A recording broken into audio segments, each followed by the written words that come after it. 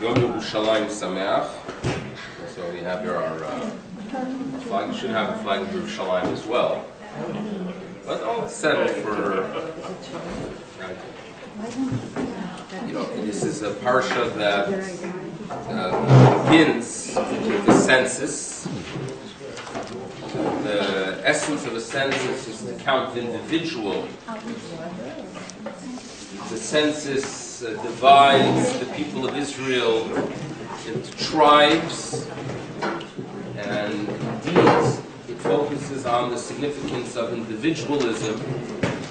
Nevertheless, it is so important for us as a nation to survive, to have something that is central, that unites us all, that unifies our mission.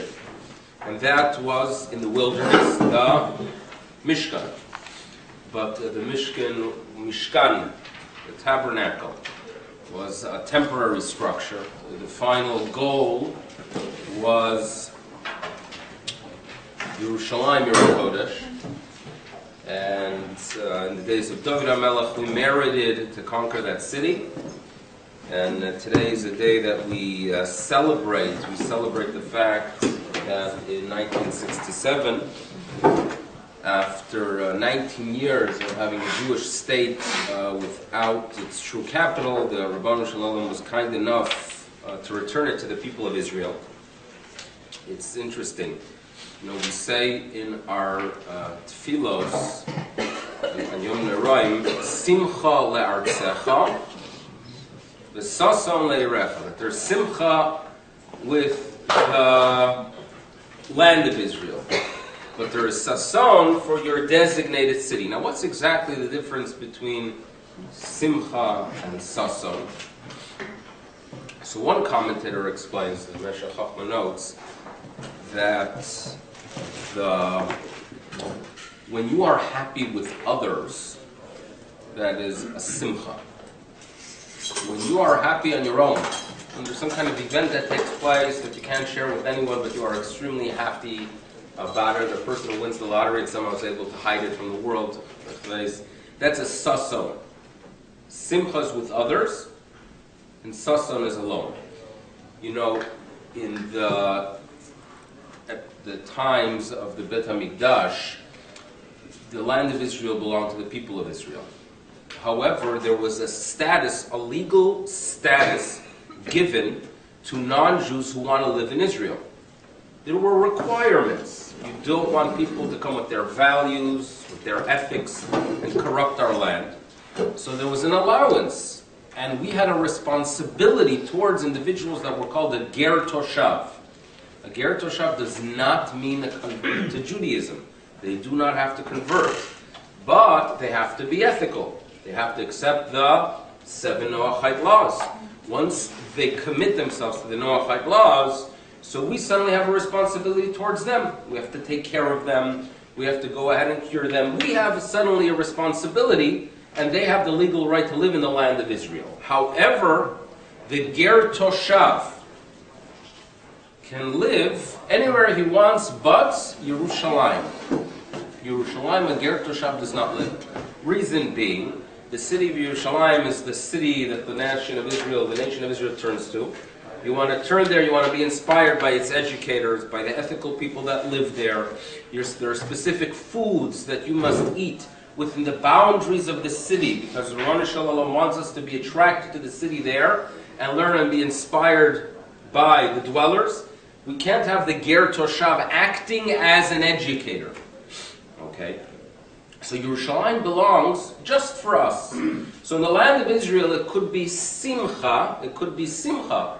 In other words, you could be happy and you could bring happiness to members of other nations as well. But in Yerushalayim, that it's a happiness only for the people of Israel, it is a sason. That's one explanation. But there's a little bit, as my father will give a little bit of a different explanation of what simcha and sason is. There are happiness, there are times that you feel happy that it's gradual. Okay? There's something that's gradual. And then there's something that gives you satisfaction and a feeling of fulfillment that is sudden. In other words, you drink a glass of wine. Ever drink a glass of wine? It's not a sudden enjoyment. Gradually, little by little, things, you have a good 8 ounces. Little by little, things start getting blurred. You start feeling good. It's gradual.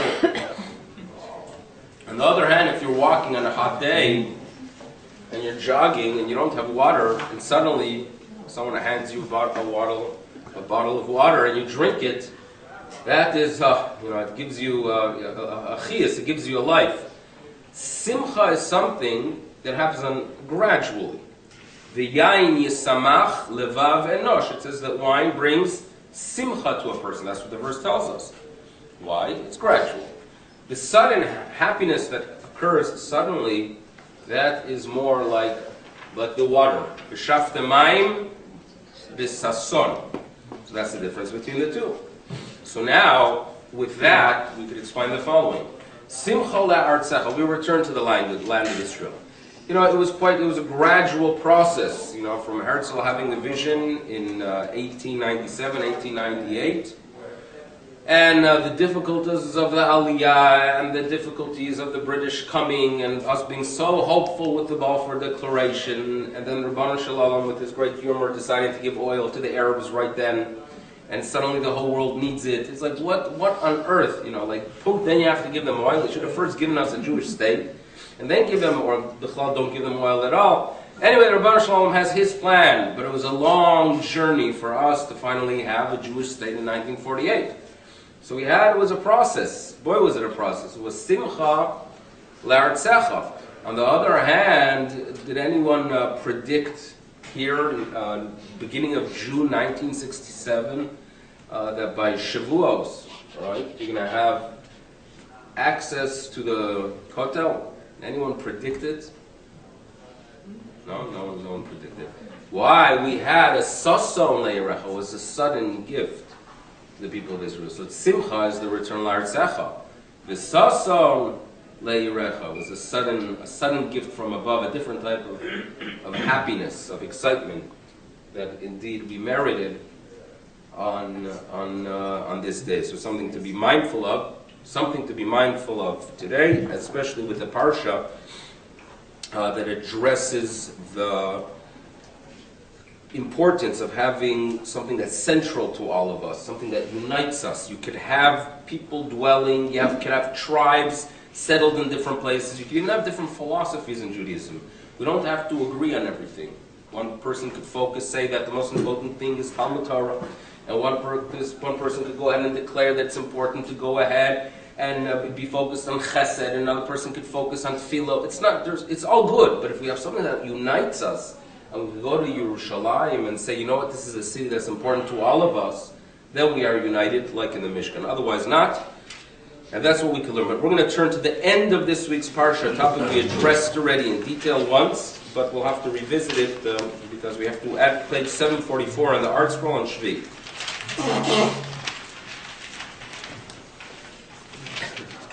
Now,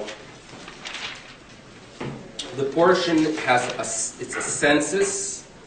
We count the Levim as well. It is quite fascinating how small they were, number-wise. And then we turn at page 744, and the Levim are given, we are told to count, to take a census of the families of the Kohanim, of the Levim. Kohanim was very easy to count, because you basically had 3 Kohanim at the time. But the Levim, there were 22,000 of them. We are given their numbers, and they are given jobs. They are given missions and responsibilities throughout the years in the wilderness. So it starts off on page 744, chapter 4, verse 2, Naso. Go ahead and take a census. And Naso is also to elevate. But here it is to count, to take a census. Of the family of Kehat, Levi had 3 children. Kehat, Gershon, and Merari. So the first family is counted here. We are told that this is a count that is significant for the service that they are going to perform, and this service begins at age 30. What this family of the Levi'im do, the members of the Kehatim, In verse 4 we are told that they do the work of the most holy, but kodesh, things that are kadosh, kodesh, kodashim. And now, what they do is that they carry the vessels from location to location. So the way it works, in verse 5 we are told that when the camp is ready to travel, Aaron and his children, they are the ones that take out the partition curtain, and they are the ones to cover the holy ark. They cover it with a specific type of hide. And then, after they finish covering it, we ask the Bnei Kehat to do the schlepping. They do the schlepping. And that's what we are told. Now, at the end of the parsha, here, there's a warning here. So if you look at verse 17 on page 746, there's a warning here that, listen here, he tells Aharon, be careful with the Kehatim because they are doing something that's very significant, carrying the holy items, but I do not want them to go ahead and see the vessels before they are covered. So you, Aharon, have the responsibility. You and your children should go ahead and do your part to cover the vessels, because in verse 20, they shall not come and look as the holy is inserted. They shouldn't come early into the area to start carrying. They should only approach the holy vessels after they are concealed. They should not see the Klei HaKodesh Kevala as they are inserted. Fine. So that ends this week's portion, but next week's portion, it continues in essence with the designation and the job of the next family. It's very unique, by the way, that you have 3 families, 3 jobs, 3 descriptions, and for whatever reason we decide to break up this week's portion and start a new portion in the middle. We do one this week, we take a break, we have Shavuos, and then we're going to have 2 more being described.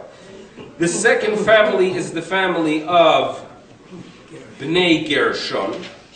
They too come at age 30, and they carry things that are not as holy. What do they carry? They carry the Yeriyot HaMishkan. They go ahead and they carry the curtains. Okay? They carry those curtains. And a few other items mentioned. And then if you turn to verse 29, Merari has a responsibility. What's unique is that when it comes to the first family of Kehat and the family of Gershon, we are told that when they are told that the census should take place, the Torah uses the word naso, which means to count and elevate. Merari does not get that. Now, Merari has the responsibility of the mishmeret. The mishmeret, an interesting word that is presented in verse 31. And their mishmeret, their responsibility, their job, their shmirah, their burden, is to go ahead and carry the karshei hamishkan, to carry the planks of the tabernacle.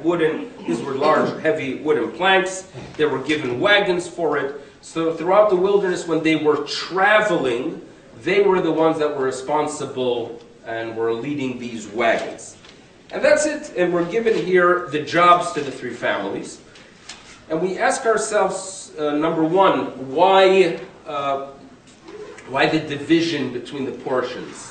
Why does the first one, Kehat, get a nasa? Gershon, the second one, gets a nasa, but with a gamhem. You know what gamhem? They too. Meaning the real nasa, the real term of elevation, the term of status was given to the first one. The second one, Gershon, gets the term nasa is presented for them as well. But it is only with a gamhem. They too should have it. And poor Merari, who has to schlep these gigantic wooden planks, what's going on with them? They don't get a naso at all. Okay? What's this all about? Now, we know very well that our relationship to this Chumash, to this book, is much more than a book that was given 3,400 years ago that happened to be significant. But we view it as a book given by the Almighty, and since it is given by Him, it is in essence connected to Him. So we connect to the Almighty through it. And in addition, due to the fact that this Creator that we relate to is not limited by time or space, So therefore, this book as well is really not bound completely by time. And therefore, this book often refers to things that are going to take place in the future. There's a remez now. We could go ahead and find references to future events and perhaps even guidance. We have to be very careful with such readings.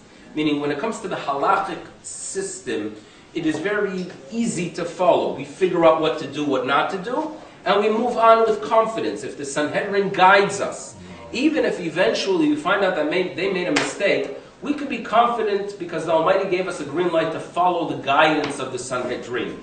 So when it comes to a system of what yes to eat, what not to eat, if the pot is kosher or not, there's a great amount of confidence.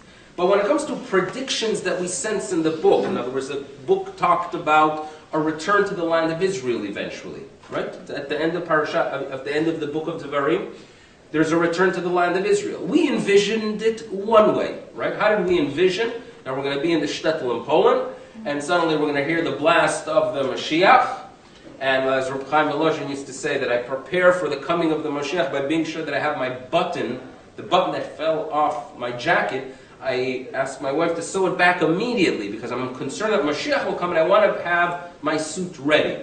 Meaning, preparing for the coming of the Mashiach meant to be passive in the physical, active in the spiritual, and we're going to hear the big blast of the shofar, and we're going to hop onto an eagle, and we're going to fly to the land of Israel. That was the vision that existed. Why? Because we have a text that indicates that in the future it's going to take place, and this is a book from the Almighty, so we have confidence. It didn't happen like that exactly. In other words, the person who predicted that Jews are returning and have a land, he had a long beard, but he wasn't exactly, Herzl was not the way they predicted or they envisioned the great Rebbe who's going to do it. Things, God does it His way. The halachic system we could deal with, the system that predicts and tells us about the future is a little bit different.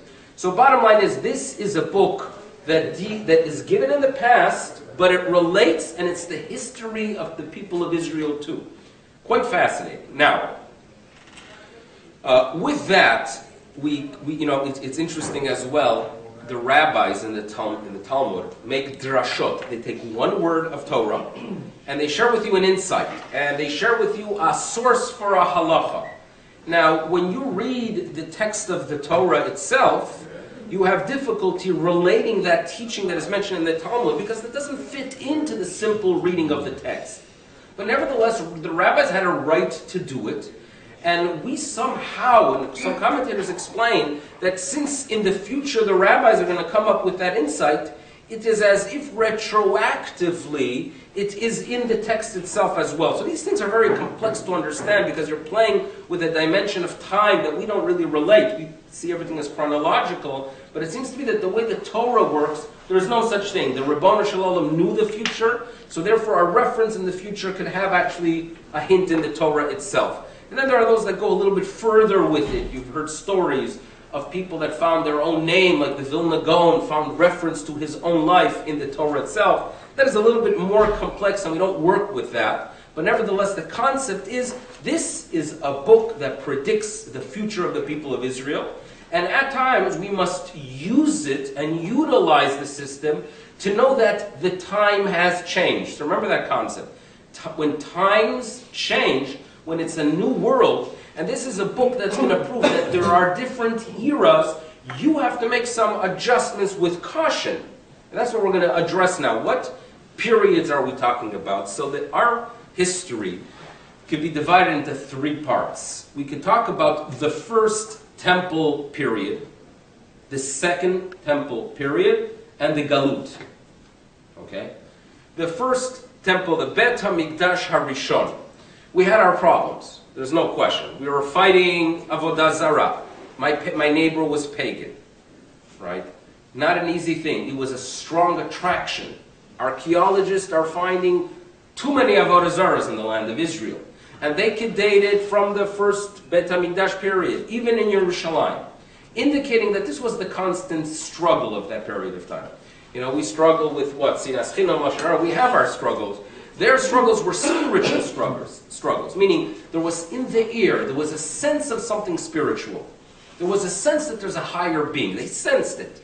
But if there's a sense of a higher being, and it is complex to go ahead and always follow Torah, On the other hand, if I start worshiping this cute little idol that I could keep on my keychain, he has no demands, right? The keychain that I got from my Canaani neighbor, he has a great life. He's spiritual too. He can meditate and feel a connection to the spirituality, but he could go ahead and live any way he wants, and eat whatever he wants, and worship any way he wants. I have these limitations. So you could get your spiritual fix, you could get a spiritual fix by worshiping the idol. So there's always that tension, that on a good day, we went through a period of sensing that yes, spirituality is connected to Hashem, and we listen to the teachings, and there are ethics, and we are concerned in the marketplace for the ani, the ger, the yison, the almana. We have a sensitivity towards society because that's what the Torah wants. Or at times we felt spiritual because we could go ahead and worship that idol, that small little idol, which they found dozens or hundreds or thousands of them. I can worship it, and then in the marketplace I don't have to be ethical because my idol makes no demands. He's a flexible God. That's the struggle that they're living with during that period of time. But when things were working during that time, and they were working for times, it was a world where we had all of Klal Yisrael in Eretz Yisrael. Right? We had 12 tribes in the land of Israel. They would get together. All of us would get together on the Chagim, Shalosh Regalim. And there's a verse in Bereshit that says, Velo yikahat amim. Yikahat means an ingathering. We had a time of complete Jewish ingathering. A time when we had the Holy of Holy functioning to the fullest. You know that there was a vessel, like an operating system. We have an operating system for prophecy. What is the operating system for prophets to connect to God? It was actually the Holy Ark. When we do not have the Aron HaKodesh in its right place, so we don't have a complete operating system, and prophecy is going to decline and eventually vanish. The vessel, the transmitter of prophecy, is the Aron HaKodesh, the Holy Ark that contains the Luchot. And we find Moshe Rabbeinu standing there in the wilderness. Where does he hear the voice of the Almighty coming from? After Sinai, when they are in Ohel Moed. Where does he hear the voice from God? From the Miben HaKruvim. The sound would come from on top of the Holy Ark. So the Holy Ark is still that voice of God when they had prophets. The prophets did not change Torah, but the prophets still guided them. So this is a time that they have the Holy of Holies functioning. They have the holiest items. They have the Holy Ark. They merit to have Velo Yikahat Amim. They have the merit of all the people of Israel gathering together. Unfortunately, at the end, and this ends period 1, period 1 comes to an end at the end of the first Bet HaMikdash, when the vessel, the Holy Ark, is concealed. We don't know where it is. Indiana Jones tried very hard to find it, but according to rabbinic tradition, it is concealed. Some say it was taken to Babylonia. Others say, and it seems to be the philosophy that is followed, is that there is a chamber under the Bet HaMikdash, created and built already by Shlomo HaMelech, where it's hiding. But the Holy Ark is no longer functioning due to the fact that it is not at its designated place, and therefore prophecy comes to an end. It was nivla, it was concealed. And the last section of this week's portion refers to period number 1. Period number 1 of our history is Velo Yikahat, ingathering.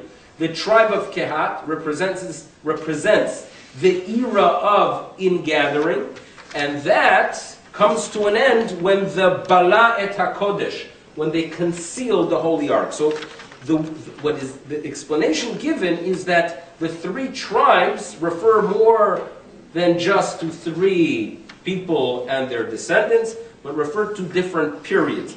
The first period is the period that's the holiest, the one that when things worked well, they worked to its fullest, and that comes to an end with the vessels concealed.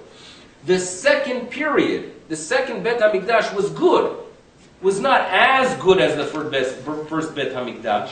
It says that the elders, when they saw the structure, the second structure, the elders were crying. Why? The young people were all happy. We have a Bet HaMikdash.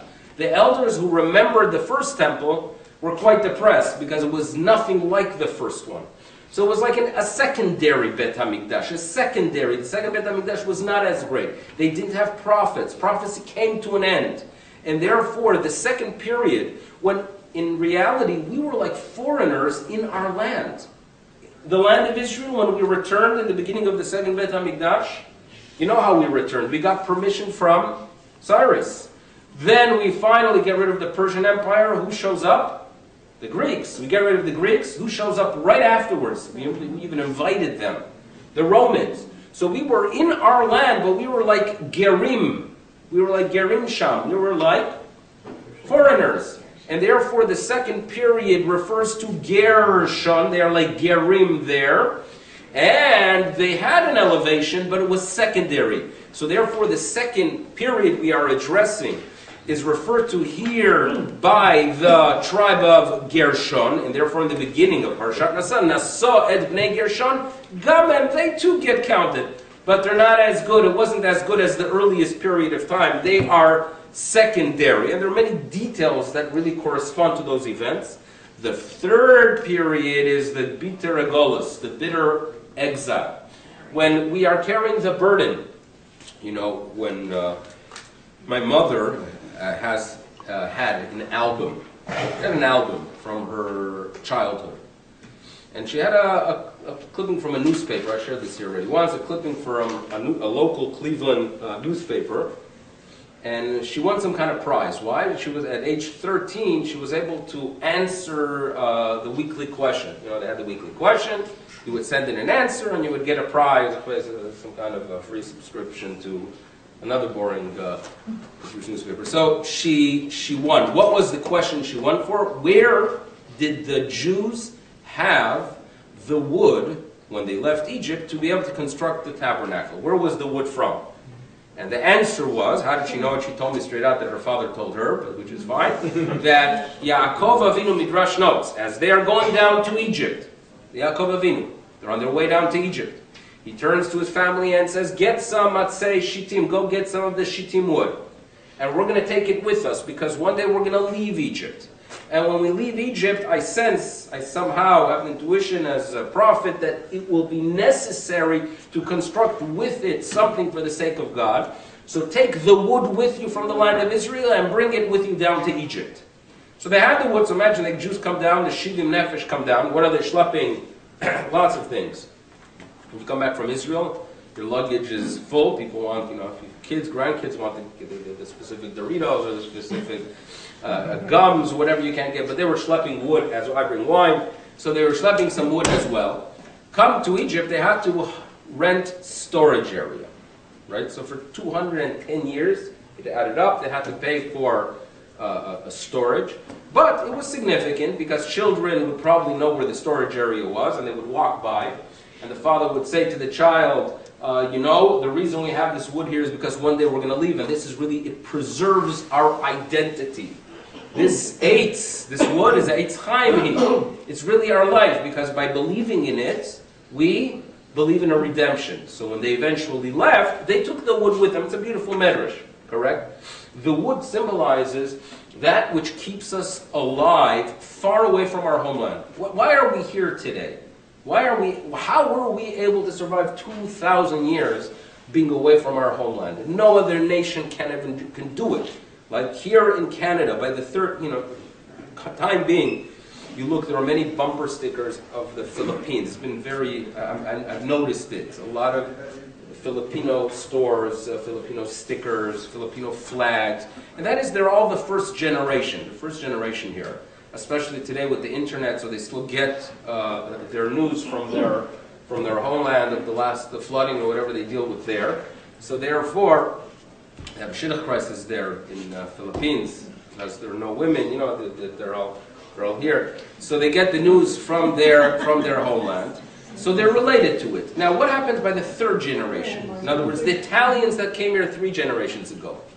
Are they still following the news in Italy? Are they so concerned about Berlusconi? Not as much as the Filipinos. Not as much.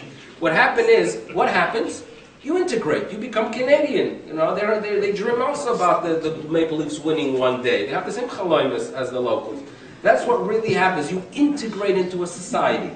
By the 5th generation, there is nothing left. Right? Who came here? The Irish that came to Boston, to New York, the Germans who came to West Virginia, 120 years ago, there is nothing left. We, on the other hand, come to a country, and we could be there 30 generations, and we still we daven about Yerushalayim 3 times a day. What is it? It's not just the prayer. No, it is the Eitz Chaim. There is a wood, there is the Torah that keeps us alive. The commitment to Torah, what kept us alive. And this is recognized even by the secular in Israel. Lapid, the YouTube powerful speech he gave, a very moving one. A recognition, in other words, his turn, he recognizes that we are around today because of the people that committed themselves to Torah. Now there are new realities we have to adjust, and now we start fighting. But the reality is that we recognize this. We are around today because of Torah, the Eitz Chaim. And in the Bitter Golus, in the Merari, we don't have a Nasa, we don't have that elevated declaration. We are not elevated, but we are carrying on our wagons. What are we carrying? What is the Mishmeret? What is Shomer? What is protecting us? Why are we here? Because of those planks, because of the Karshei HaMishkan, the wood that keeps us alive. So this is really a description of our history. But why is it so significant for the Torah to hint to it, to make reference to it? So without doubt, what the Torah is telling us is recognize that times have changed. Because when you recognize the change of time, you could make the necessary adjustment to save Torah. My mother lived in Yerushalayim in the early 60s. She was there as a student. It wasn't so common, right? I mean, even later in 67, it wasn't so common. It's not like today that these American kids go to these seminaries and still live in America because they're on the phones the full time and texting, and they're barely in Israel. They don't pick up a word of Hebrew, which is absurd. That they don't, my oldest is at least in the Kerem Beyavna where there are Israelis, so I'm very proud of him, I'm happy about it. But to go to an American school where they're taught in English is not as good as it could be. Right? My mother in the early 60s, she went and she picked up Hebrew. She picked up Hebrew. Why did she pick up Hebrew? Because she spoke with Hebrew, she interacted with Israelis only, and she speaks Hebrew like an Israeli. Now, she is there in the early 60s, and she has a lot of good stories from those 2 years she spent there. So one of the stories she shares is the time she went to visit Rabbi Sorotskin. There was a rabbi by the name of Zalman Sorotskin. He was known as the Lutzki Rav. He was a Torah scholar. They named a street after him in one of the neighbors of Yerushalayim, Rehov Harav Sorotskin. So I think it's a known street there. She went to visit him. Why did she go visit him? His son was one of the Rosh Hashivas in Cleveland. So she goes in as a 16-year-old. And she mentions that she comes into the Lutzki Rav, and he says, "Oh, come sit down, tell me a little bit of Cleveland." There was some cake there, some cake and juice. And he says, "Tochli mashu." And she says, "I was young and stupid," she says to me. And I said, no, thank you. So he turns to her and he says, "Ma, at choshevet sheze lo kasher?" You think it's not kosher? That was his response. He had a sense of Yirmiya. Now, he wrote beautifully. His commentary on Chumash was Naim LaTorah, became extremely popular, translated into English. But he has, in several places, he talks about the significance of chinuch habanot, of teaching girls, teaching women. And it sounds so simple to us, like, yeah, of course. But if you visit the Jewish world 90 years ago, correct? And you go ahead and you tell someone that I'm studying in a Beis Yaakov, in other words, or I'm sending my daughter to Beis Yaakov. There were many rabbis that would look at me in a critical way. Like, what are you, modern? Like, what's wrong with you? You're breaking from tradition. In other words, my Baba never went to a school. My Baba and her Baba never went to school. We have 2,000 years of tradition of girls not going to school. Who are you to break with tradition? And there were many rabbis that believed it.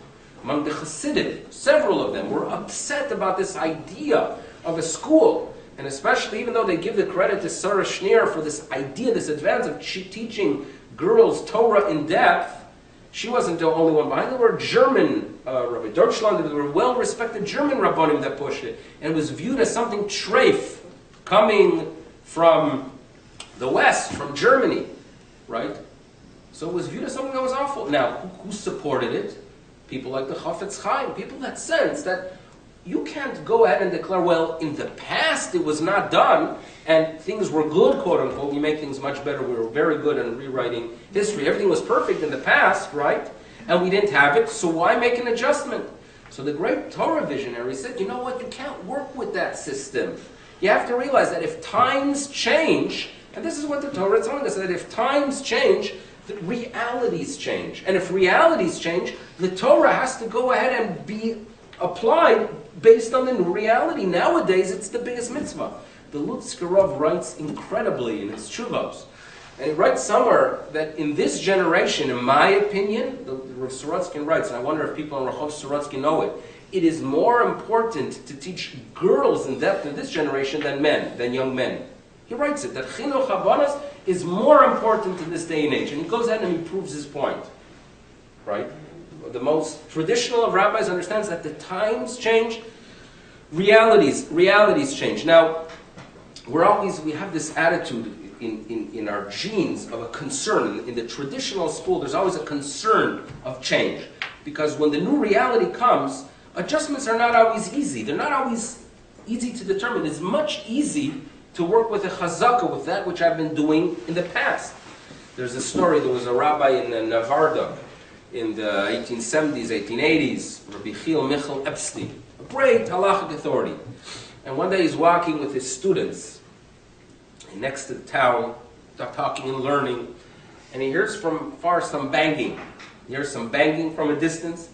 So they walk closer, and they start walking in the direction of the area, and they see people laying pieces of wood and putting on train tracks. The train tracks were coming to town. So he turns to Talmidim and he says, oh, here comes Apikoros. Here comes the heretic. And he said, what do you mean, Rebbe? He says, you know what's being built here? A train. And you know what the train's going to bring? A connection between us and the big city, the ideas of the big city. Here comes heresy, he noted. There was like a concern and tension that the train track will lead them to the big city, ideas from the big city, and suddenly you're challenged. You have to come out of your cocoon, you have to come out of the ivory tower and say, oh, how do I deal with the new reality? It's not always easy, and sometimes we come with ideas of the past and not realize that the Rebbeinu Shalom wants us to protect Torah, to keep it alive by addressing the new in the proper way, al-pi Torah, based on the guidance of the Torah. There's an incredible story of, the Gemara tells us, of Rabbi Elazar bar Rab Shimon. Rabbi Elazar bar Rab Shimon, the son of Rishon bar Yochai, a spiritual individual, one day comes, the Gemara tells us that he comes out of learning by his Rebbe in a place called Migdal Gader. A place called Migdal Gader. So he's coming out of the study hall, and he's in a different world due to the fact that he was just spending time in spirituality and Limud Torah, and he meets a person. And the person says, hello, Rebbe. And he responds to this person and says, boy, are you ugly? This is in our Talmud, believe it or not. They say to him, what? You call me ugly? Well, if you have a problem with it, don't speak to me. Speak to the person who made me. Speak to my Creator. So then he recognized that he made a mistake. He asked for forgiveness. He followed him to town. So there's a story of reconciliation between the two. But what on earth does a rabbi say to someone, you're ugly? I mean, can you imagine that? Right? Is he out of his mind? Well, what's going on here? And the Talmud has to share this with us. Let's say it did happen. Let's clean up our case. Let's rewrite history. Why on earth is the Talmud sharing with us the story? You know why? He was in Hamad. He was in a place called Migdal, like a tower with a fence around it. He was in a different world, in the world of text, the world of ideas, and in the world he lived in, the world which was connected to a past. There is actually a relationship and a correlation between the physical and the spiritual. Just as you study in the Torah Mitzorah about a person who is flawed spiritually, so therefore it manifests itself in a physical way. That's how it perhaps indeed, or the tradition seems to teach that that's how it existed in the first temple period. That there's a correlation. So someone that was good spiritually, his appearance, his physical appearance was perfect. So he comes out and he sees a person who is ugly, and he was still working with the old operating system, and he says to him, boy, you know what, you have a problem. You have a problem because your physical ugliness indicates a spiritual flaw. But then when the person, when he starts having the conversation with him, and he realizes that he's no longer in Migdal is no longer in that tower. He's no longer fenced in a different era. In this new world that exists, it doesn't work like that anymore. So therefore, he asked for forgiveness. He asked him for forgiveness. The idea of knowing and recognizing the new world. You know, what they celebrated a week ago, Lag BaOmer. No one's very clear about what exactly we're celebrating. But there's one explanation given, is that Rav Shimon Bar Yochai came out of the cave then. He came out of the cave. Why do we celebrate someone coming out of the cave? In the cave, he was a very spiritual being. He was, like a Kabbalist, perhaps studying concepts of the Zohar, who knows what. But it is when we interact with society, we fulfill our true mission. In other words, recognizing the world and where it is holding, that's where rabbinic authorities have that responsibility. They have to somehow preserve the old, but adapt to the new, based on the guidance of Torah. Eras change. The Torah is telling us here, there's a Kehas era. But the Kehas era is going to come to an end. An end that would seem like an end of a book, an end of a chapter. You know what? If you lived in an era when there was prophecy, and the next thing you know is that your next door prophet no longer has clarity. And you know that for hundreds of years there were prophets who would look at you and know exactly what you are about and your personality and your strengths and what you could focus on. And then suddenly the prophecy comes to an end at the end of that era. You felt loss. You felt like all of tradition is suddenly concealed. And therefore this portion comes to an end because it was like an end for them. But God, HaKadosh Baruch Hu says, you know what? There's a next week portion. There is also a Gershon. We can live in Israel during the second temple period as a ger. We could even survive a bitter exile of Merari. And Torah will still be there. You have to have, and leaders, the true leaders are the ones that made those adjustments to save Torah. Like a Rabbi Yisrael Salant, who was able to interact with people who abandoned faith. In other words, like I mentioned this story here in the past, having a grandson that wasn't observant. He had a son that did not follow the traditional teachings of Torah. He did not put an end to his relationship with that son. He had a different understanding of what religion and what Yiddishkeit and what is a Jew is about. And therefore he, in essence, adjusted to save Judaism. That's what the people like Rabbi Yisrael Salant, or the Chafetz Chaim, or the Lutzkarav, they sense that with new realities, you make the adjustments within Torah to save Torah, because that's what the Torah wants. And that's why we are told there are different eras. And indeed, may we merit to see the final era of a return, B'mehera B'yameinu, and may we merit that as we return to Yerushalayim, we shall return and see the building of the Beis HaMikdash, B'mehera B'yameinu. Thank you. We'll see you in 2 weeks, God willing.